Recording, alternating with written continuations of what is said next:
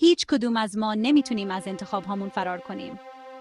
اما تصور کنین میتونستین هر مسیری که ممکن بود انتخاب کنین رو تجربه کنین. وارد کتابخونه نیمه شب بشین. زندگی نوراسید به بنبست رسیده. اون آماده است به همه چیز پایان بده تا اینکه به یک کتابخونه اسرارآمیز میرسه که پر از کتاب‌های بی پایانه.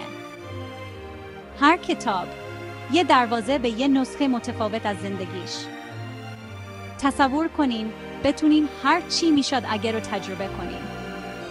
از آرزوهای برآورده نشده تا مسیرهای نرفته، نورا عمیقاً به این دنیا شیرجه میزنه. اون یاد میگیره که هر زندگی، هر چقدر هم که به ظاهر بی‌نقص باشه، نقصهای خودش رو داره.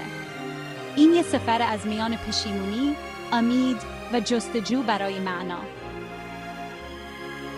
کتابخونه نیمه شب به ما یاد میده که انتخاب هامون ما رو شکل میدن، اما ما رو تعریف نمی کنن.